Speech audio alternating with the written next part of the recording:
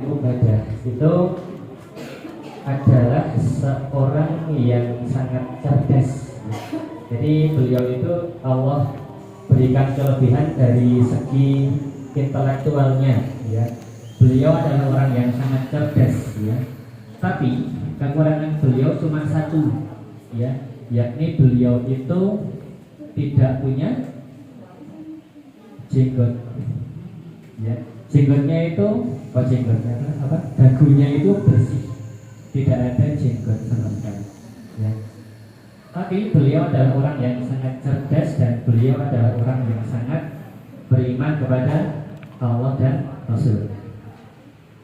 Nah bahkan dari hal itu, ya, karena beliau itu berwajahnya itu bersih, nggak punya jenggot, bahkan orang-orang muslimin pada bilang seperti ini, ya, kalau saja kami itu bisa memberi jenggot untuk Qais, kami akan memberikannya buat Qais, ya. Dia nggak punya jenggot.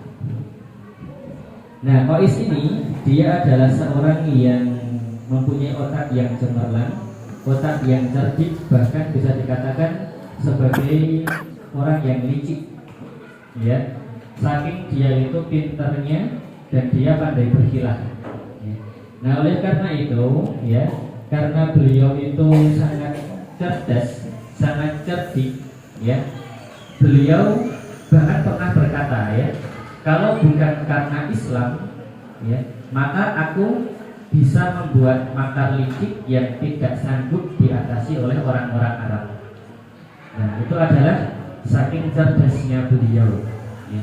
Nah tetapi meskipun beliau cerdas, beliau punya punya otak yang cemerlang, tetapi karena beliau itu sangat beriman kepada Allah dan Rasulnya, maka dengan iman itu bisa membentengi beliau dari hal-hal yang bisa berakibat jelek yang diakibatkan oleh otak yang cerdas itu.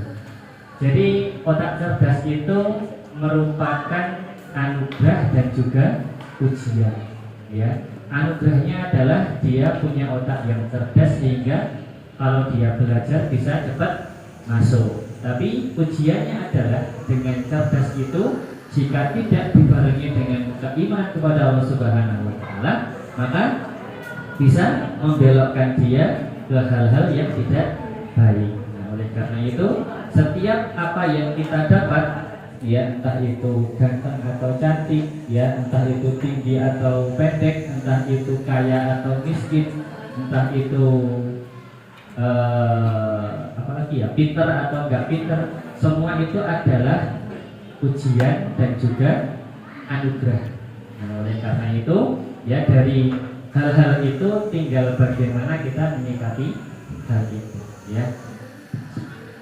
Nah kemudian, ya, sebagai bukti bahwasanya dia itu adalah orang yang cerdas adalah ketika perang Siffin, ya. Perang Siffin itu adalah perang antara Ali dan Muawiyah bin Abu Sufyan, ya. Muawiyah bin Abu Sufyan bin Harb, ya. Nah di perang Siffin itu,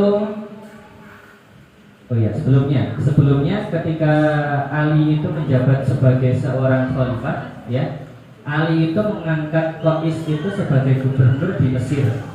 Nah, tetapi, ya, dalam pandangannya Muawiyah itu Mesir itu adalah permata bagi Muawiyah. Jadi bagaimanapun caranya Muawiyah itu ingin menguasai Mesir. Tapi karena Mesir itu dipimpin oleh seorang gubernur yang bernama Qais bin Sa'ad, maka dia berbuat sesuatu hal agar Qais itu bisa lengser dari gubernur itu. Nah kemudian, ya, setelah itu Muawiyah itu punya kesempatan, ya, agar citra Qais itu di hadapan Ali itu menurun. Nah akhirnya Qais itu sempat dipanggil oleh Ali karena strategi dari Muawiyah itu, ya. Nah kemudian setelah itu Qais kemudian dia malah berpikir, dia punya momen yang pas untuk menggunakan kelicikannya secara sah, ya, karena dia tahu bahwasanya Muawiyah itu bermain hal yang tidak baik di balik itu. Jadi Muawiyah itu kan beliau kan pengen menguasai, pengen jadi seorang pemimpin umat Islam. Nah kemudian setelah itu ya, setelah beberapa waktu akhirnya kan perang antara Muawiyah dengan Ali ya. Nah pas perang itu ya, Qais itu dia berpikir, dia menyendiri, kemudian dia berpikir ya, dia berpikir bagaimana caranya agar bisa menghancurkan pasukan Muawiyah itu dalam waktu sehari atau setengah hari, dan dia dapat caranya. Nah, tetapi dia kemudian ingat kepada Allah Subhanahu wa taala bahwasanya apa yang dia pikirkan itu merupakan hal yang sangat jahat dan berbahaya. Kemudian dia teringat firman Allah Subhanahu wa taala Quran surat Fatir ayat 43. Wala yahiqqul makrus sayyi'u illa bi ahli ya. Rencana yang jahat itu tidak akan menimpa selain orang yang merencanakannya sendiri. Nah, oleh karena itu dia kemudian melupakan dari hal itu ya, dia melupakan rencana dia itu.